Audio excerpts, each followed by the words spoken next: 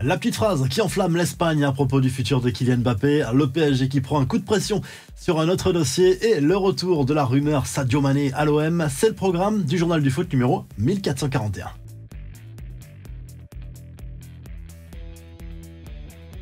Il n'a fallu que quelques mots pour rendre fou les médias espagnols. Une petite phrase signée Florentino Pérez à propos du futur de Kylian Mbappé, actuellement en Arabie Saoudite pour assister à la Super Coupe d'Espagne à laquelle participe bien sûr le Real Madrid. Le boss du club merengue a été interpellé par un fan. Florentino, vous êtes le meilleur président, s'il vous plaît. Nous voulons Kylian Mbappé a lâché ce supporter. Je suis d'accord avec vous, a alors répondu Florentino Pérez. Reste à savoir s'il a répondu à la première ou à la deuxième question.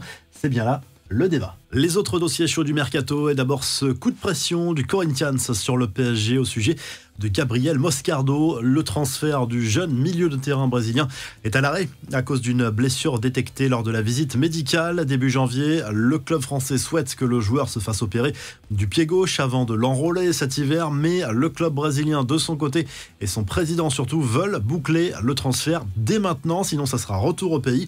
Selon RMC Sport, Nemanja Matic se rapproche encore un peu plus de l'Olympique lyonnais en froid.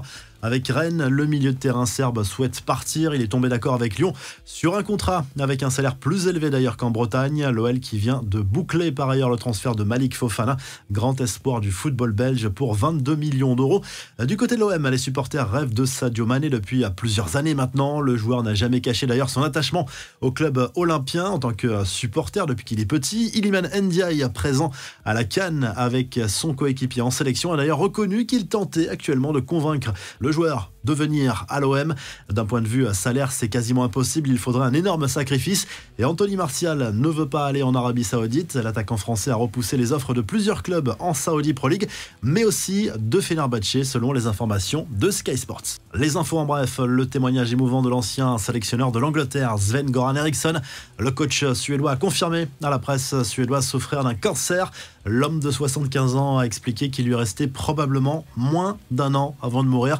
Enfin, cette grosse frayeur pour les joueurs gambiens après avoir obtenu une prime en boycottant un entraînement mercredi. La sélection qui s'apprête à disputer la CAN a pris la direction de la Côte d'Ivoire, mais son avion a dû faire demi-tour après seulement quelques minutes de vol en raison d'un souci technique.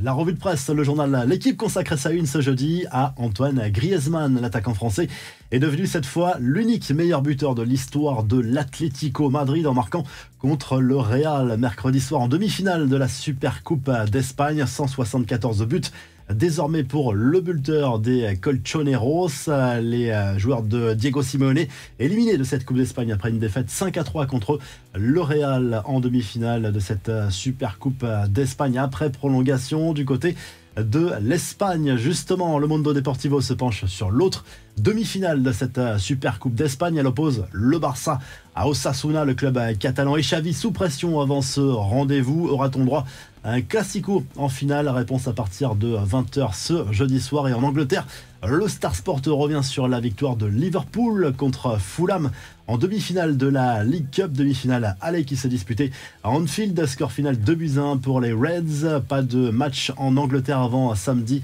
avec au programme du week-end la 21e journée de Première Ligue. Si le journal du foot vous a plu, n'oubliez pas de liker, de vous abonner et on se retrouve très rapidement pour un nouveau journal du foot.